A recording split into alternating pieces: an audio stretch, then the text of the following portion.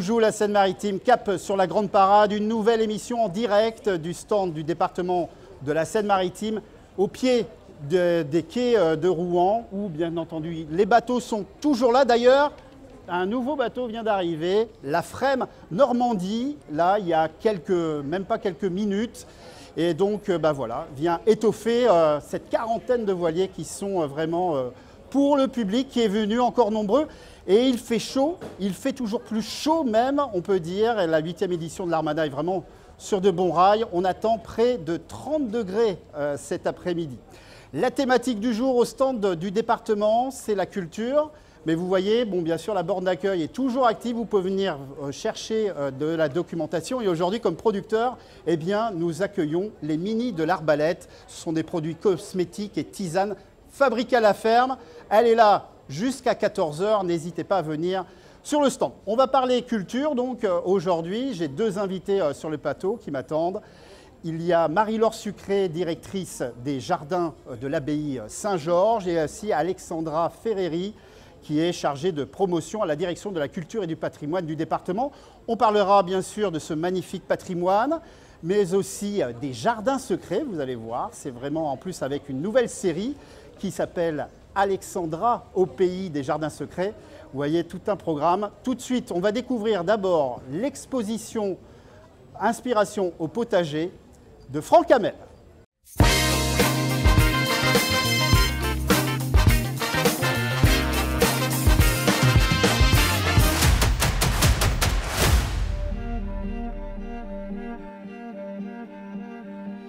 Des fruits et des légumes sublimés par la lumière naturelle de l'instant et le regard poétique de son photographe Franck Hamel, spécialisé dans les univers culinaires. Il a fait depuis 2011 la lumière naturelle comme sa marque de fabrique, sa signature photographique.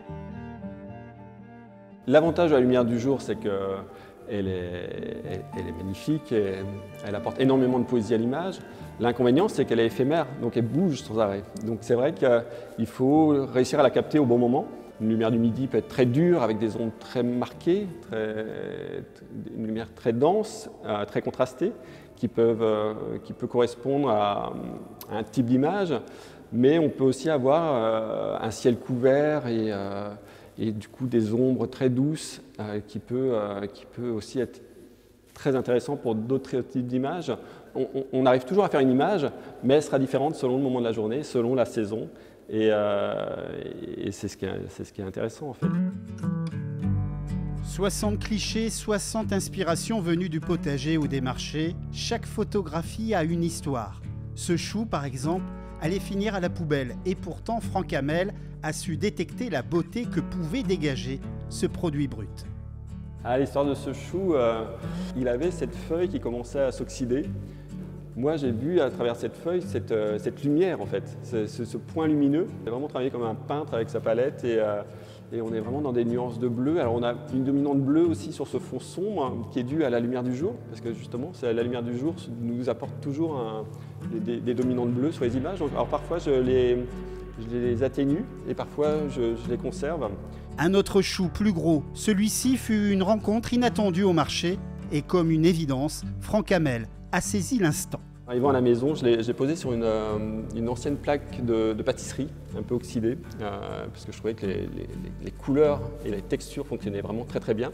Je l'ai posé voilà, dessus, la lumière du jour assez douce, c'était un temps d'hiver, un peu gris, donc on a très peu d'ombre. Et voilà, l'image s'est faite toute seule d'elle-même. Et là, on voit vraiment la force du produit. La star, c'est le sujet. Et puis, quelquefois, les rencontres sont plus simples. Au potager, Franck Hamel apprécie de jouer avec les équilibres. Ici, une pousse de petits pois verdoyants. J'ai commencé à repousser les petits pois. Et du coup, ça m'a fait ce petit tas sur la droite. Du coup, j'ai avancé un petit peu la cosse pour trouver cet équilibre sur cette plaque en acier. Une lumière du nord qui enveloppe l'image et ce fond noir pour ce contraste. Voilà. Donc c'est une image très simple, très pure, mais également assez forte sur justement cet équilibre, cette fragilité du produit. Franck Hamel poursuit sa quête artistique et philosophique en mettant au centre de son travail la poésie photographique de l'instant.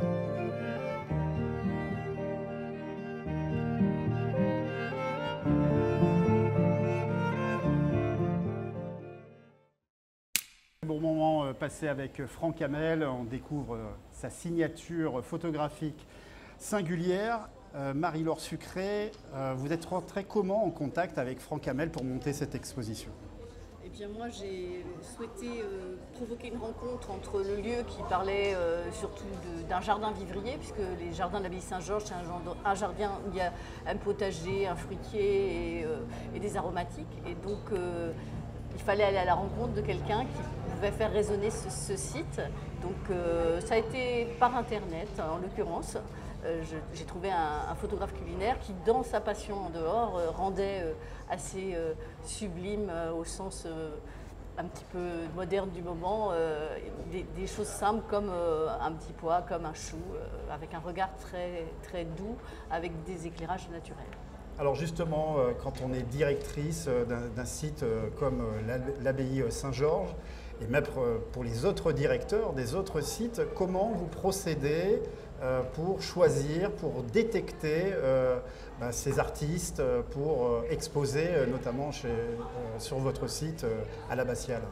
Il y a plein de moyens. Déjà, il y a notre propre travail de recherche quand on va même voir d'autres villes, d'autres régions, d'autres pays. On ramène des propositions. Il y a des artistes qui viennent à nous. Il y a des appels à candidature si besoin. Et puis il y a aussi la chance, parfois, même sur des outils modernes que représente Internet, d'aller trouver des artistes qui résonnent avec nos lieux. Bien sûr, il y a aussi des expositions scientifiques où là, c'est un travail complet qui permet d'aller chercher, puisque beaucoup de directeurs de sites ont aussi une vocation scientifique de recherche personnelle qui contribue à monter des expositions. Là, cette exposition fait sens par rapport à une thématique choisie à l'année? Cette année, c'était les saveurs, effectivement. Donc, pour bien parler, puisque dans un jardin d'abbaye, l'objectif c'était de nourrir la communauté.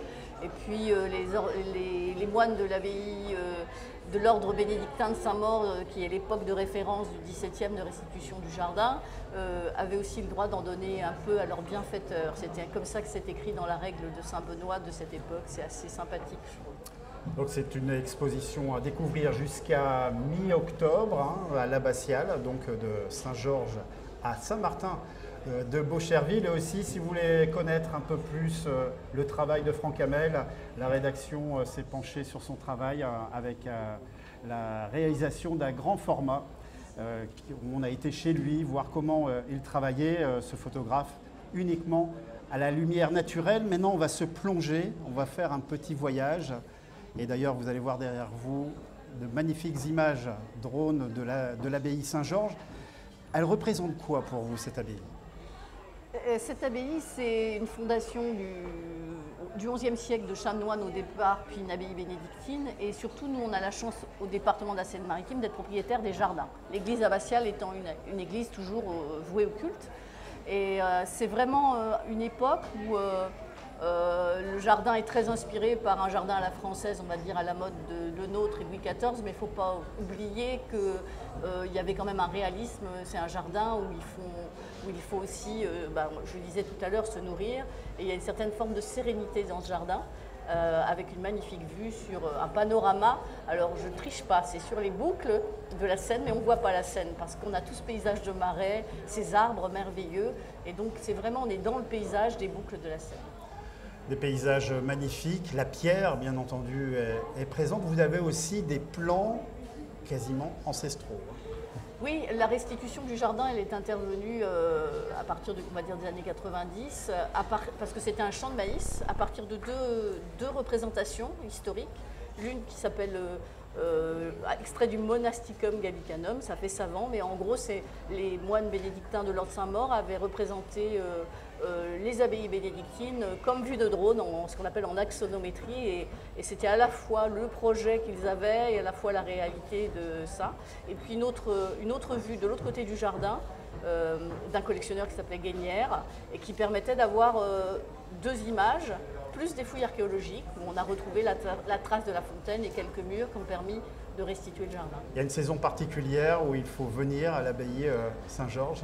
Moi, je crois que je ne pourrais pas vous dire laquelle saison je préfère. En ce moment, en juin, c'est les rosiers. L'hiver, il y a des lumières extraordinaires. L'automne, c'est les légumes, les courgettes ou les courges. Il n'y a pas une seule saison. Et puis, il y a le labyrinthe. Il y a toujours quelque chose de surprenant. On a fait aussi un petit jardin des senteurs qui est très sympathique. On va le découvrir dans quelques instants. Et une dernière question, on vous sent passionné par ce patrimoine? Oui, le patrimoine, c'est important parce que c'est ce qu'à un moment donné, une société reconnaît comme étant une richesse collective et qu'on veut transmettre. Et donc, avoir un beau patrimoine, c'est bien, mais pouvoir le transmettre, c'est encore mieux.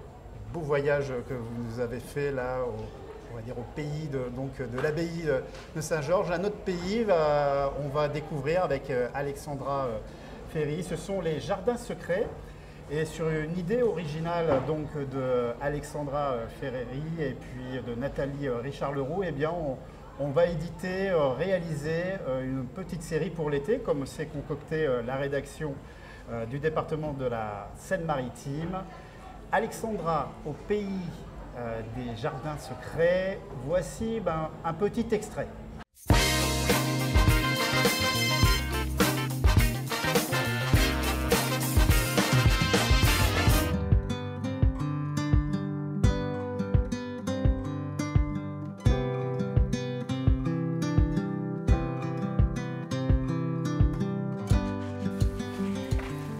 Aujourd'hui, nous allons rencontrer Marie-Laure Sucré, directrice des jardins de l'abbaye Saint-Georges à Saint-Martin-de-Beaucherville. Ce lieu d'exception fait partie de la sélection des 37 jardins secrets du département de la Seine-Maritime. Vous me suivez ?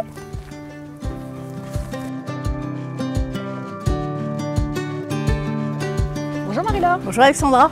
Donc là, tu te trouves dans le jardin des senteurs. Oui, on est dans le jardin des senteurs, dans les jardins de l'abbaye Saint-Georges à Saint-Martin-de-Beaucherville. Et donc on vient de restaurer un peu ce jardin autour de deux idées.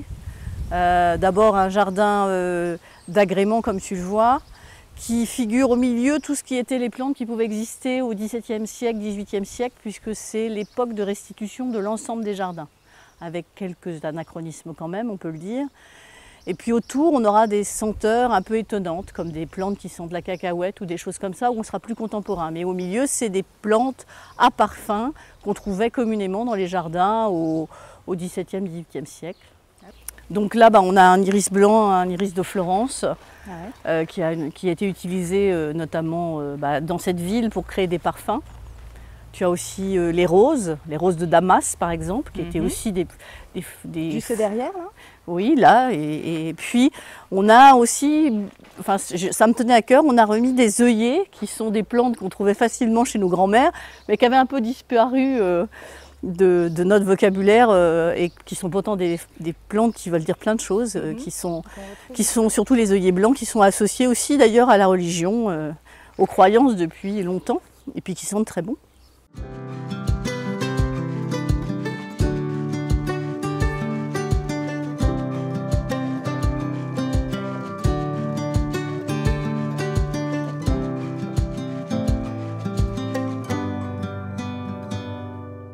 Voilà un petit extrait donc de la série qui va être diffusée pendant l'été, juillet et août, 8 épisodes. Alexandra, donc au pays des jardins secrets. Alexandra, on a la chance de la voir sur ce plateau. C'était une belle expérience pour vous, et je le dis d'une manière sincère, c'était une idée originale conjointe avec la rédaction, avec Nathalie Richard-Leroux, la chargée de communication, et vous-même. C'était une première expérience pour vous. Oui, c'était une première expérience et c'est vrai que c'était très chouette de pouvoir être aux côtés de Marie-Laure pour ce premier jardin, donc la première d'une longue série, première visite d'une longue série, puisqu'on aura les 37 jardins à faire découvrir tout au long de l'été et au long des années qui vont suivre. Alors c'est très frais, hein, voilà comment on peut visiter un jardin secret. Oui, c'est ça, on visite, on apprend des choses aussi. On apprend des choses au contact des propriétaires de jardins. On rencontrera aussi des jardiniers peut-être pour l'aspect plus botanique, horticole. Donc voilà, c'est une visite culturelle, esthétique et botanique. Un beau voyage donc cet été à découvrir donc sur seine-maritime.fr, seine-maritime.tv, et aussi on va le relayer bien entendu sur Boujou 76 Alors, en quoi consistent les jardins secrets? Alors, Jardin Secret est une opération du département qui a pour but de valoriser les plus beaux parcs et jardins de la Seine-Maritime. C'est la 14e édition cette année et on a pour cela 37 jardins qui sont référencés dans une brochure que nous éditons. Et ces 37 jardins, pour la moitié d'entre eux, sont labellisés Jardins remarquables, dont le parc de Clères qui a obtenu son label en mars dernier. Et l'abbaye de Saint-Georges. Et l'abbaye de Saint-Georges, pardon Marie-Laure. Tout à fait.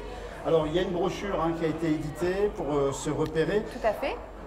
Comment on peut s'y rendre sur ces jardins? Il faut prendre des rendez-vous? Alors il vaut mieux Comment ça se téléphoner parce qu'effectivement les jardins sont ouverts sur la période de mai à novembre. Il est plus prudent avant de se déplacer de téléphoner. Vous trouverez aussi des infos pratiques intéressantes de type s'il y a des visites guidées, s'il y a un lieu de restauration, des choses pour les enfants, des aires de pique-nique ou alors un accès pour les personnes à mobilité réduite. Voilà, vous allez retrouver ce genre de choses dans la brochure. Alors dans la brochure, sur Internet, je suppose aussi? Tout à fait, sur Internet, vous pouvez demander également le Pass Jardin. C'est un carnet de coupons que nous avons édité.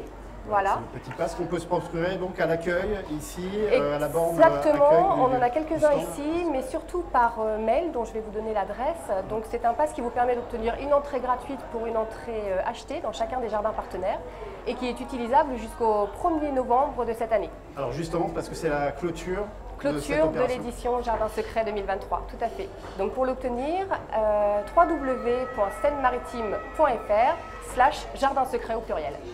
Lorsqu'on a effectué ce tournage au jardin des Senteurs, donc de l'abbaye Saint-Georges, il y a des parfums bien sûr de partout. Quel parfum vous retenez, Alexandra? Alors on a vu avec Marie-Laure, et c'est passé dans le teaser, la rose de Damas, on a ça. Et tu m'avais parlé aussi d'un cacao. Il y a un arbre à cacahuètes, une plante qui sent la cacahuète, mais elle n'est pas encore fleurie. Elle n'est pas encore fleurie, donc à découvrir. Le jardin est en train de grandir, il va falloir attendre septembre pour qu'il commence à vraiment... Voilà, c'est ça qui est intéressant aussi avec les jardins, c'est qu'on peut les visiter et revisiter à plusieurs périodes de l'année, puisqu'on y découvre des choses différentes à chaque fois. C'est important de valoriser ces jardins. Les jardins secrets font partie du patrimoine sénomarin. On a la chance en Seine-Maritime d'être, je crois, au 3e rang en termes de destination de jardins. On parle toujours des jardins de la Loire, mais on a nous aussi de beaux fleurons. On a des jardins potagers à Dieppe, on avait bien sûr le parc des Moutiers qui aujourd'hui est en travaux, mais on a aussi le jardin, beaucoup de jardins, tout style, des jardins modestes, des jardins sur le front de Seine, on a aussi un jardin en espalier. C'est une chance et c'est bien de pouvoir les mettre à l'honneur. Parce qu'en ce moment, on a besoin de nature. Et puis, c'est sans nos visiteurs, il faut aussi qu'il y ait des jardiniers. Parce que sans le travail des jardiniers, il n'y a pas de jardin. Il n'y a plus de jardin. Merci d'être venu sur ce plateau pour nous faire partager votre passion pour le patrimoine, pour la culture, pour les jardins et aussi les belles fleurs.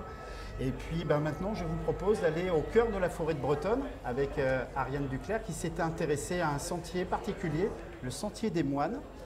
Ce sont des moines qui le prenaient, qui arpentaient ce sentier de l'abbaye de Jumièges. 5 siècles sur le sentier des moines, un reportage signé d'Ariane Duclerc.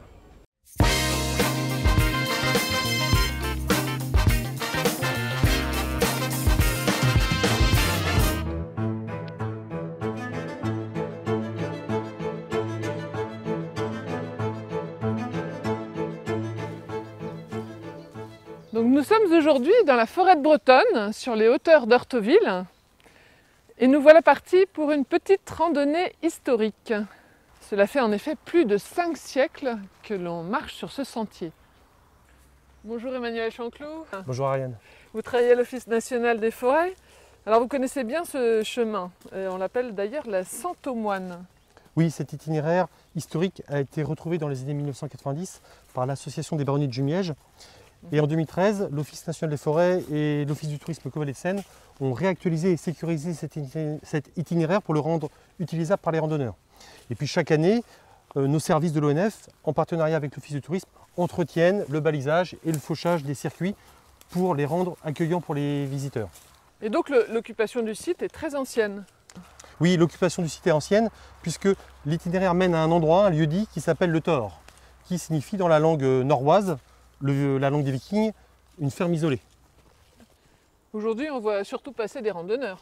Oui, cet itinéraire de promenade permet aux randonneurs de découvrir la vallée de Seine et l'une des plus belles forêts de Seine-Maritime, la forêt de Bretonne. Sur cet itinéraire, ils pourront découvrir plusieurs curiosités, dont une borne en pierre royale qui délimitait la forêt royale de Bretonne de la propriété de l'abbaye de Jumièges.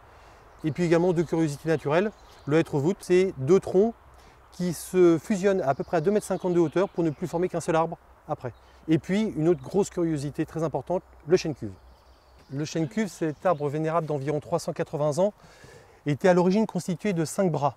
Mais en 1830, l'un des bras a été coupé par des braconniers qui voulaient se venger d'un garde forestier. Alors, à l'intérieur de la cuve, de l'eau stagne, elle est très riche en tanins et elle est réputée guérir les dartres, qui sont des maladies de peau. Qui étaient ces moines qui ont donné leur nom à ce sentier? Eh bien, les moines venaient de l'abbaye de Jumièges et ils venaient prier Dieu ici à la demande de Robert de Meulan, qui, en 1202, avait fait don de son prieuré de cette ferme à l'abbaye de Jumièges. Et donc, ils sont venus pendant 550 ans prier pour Robert, comte de Meulan et sa famille. Donc ils ont continué à prier jusqu'au XVIIIe siècle, c'est ça? Oui, exactement. Au début du XVIIIe siècle, les messes étaient de moins en moins célébrées au prieuré du Thor. Et finalement, en 1727, un arrêté a autorisé la destruction de la chapelle. Finalement, la destruction n'a pas eu lieu, mais par contre, les moines ont loué le prieuré comme une simple ferme.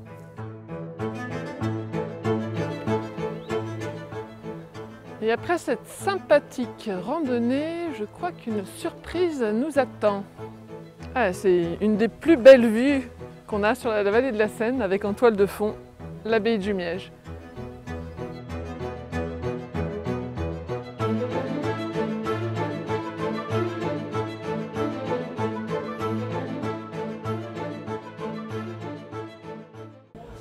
Magnifique reportage d'Ariane Duclerc qui se trouve juste derrière moi au sein de la rédaction. Ben oui, la rédaction de la direction de la communication et de l'information du département est délocalisée ici. Donc derrière moi, vous les voyez, il y a les réseaux sociaux, il y a donc les rédacteurs, les journalistes de la rédaction, la partie web avec Baptiste Dumouchel et notre rédactrice en chef, Anne Calais. On va souffler un peu, c'est bientôt l'heure de la minute lecture donnée par les bibliothécaires de la médiathèque du département de la Seine-Maritime. Direction la terrasse de Lire à la plage pour la minute lecture.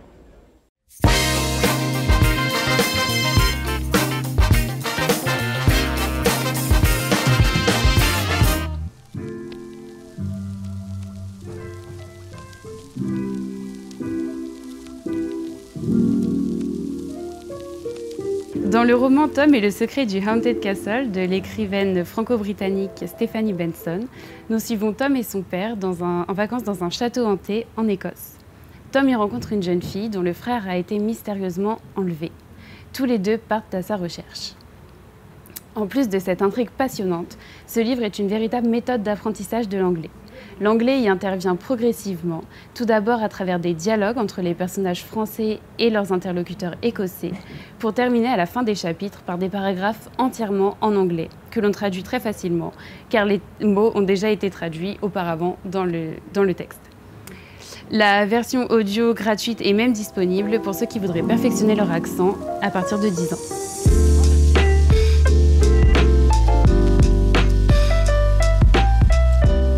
Merci pour ce conseil de lecture donné par les bibliothécaires de la médiathèque du département de la Seine-Maritime. Vous pouvez venir toute la journée en terrasse au stand du département de la Seine-Maritime. Lire à la plage, bien sûr, va commencer le 8 juillet, mais là, ils font une petite avant-première avec cette terrasse où il y a plus de 300 bouquins libres d'accès et vous pouvez, comme vous l'avez vu là à l'instant, avoir aussi des conseils de bibliothécaires. Pour être complet par rapport aux expositions, on parlait donc de l'exposition à Saint-Georges, donc une belle exposition inspiration au potager de Franck Hamel. Il y a aussi une belle exposition de girouettes donc à Saint-Georges. À Villequier, il y a toujours l'année terrible, Victor Hugo. À Martinville, ce sont les trésors de collectionneurs. À Claire, c'est Racine, une exposition d'Armel Normand qui était en résidence. Et pour finir, le spleen d'Ulysse de Nikos Aliagas à l'abbaye de Jumièges. L'émission touche bientôt à sa fin. Vous pouvez la voir en replay sur boujou76.fr et n'oubliez pas de vous abonner à la newsletter qui est occupée d'être éditée pendant cette journée jusqu'à 18h30 où elle sera livrée. Boujou à tous, boujou à toutes, boujou bien, passez une bonne journée.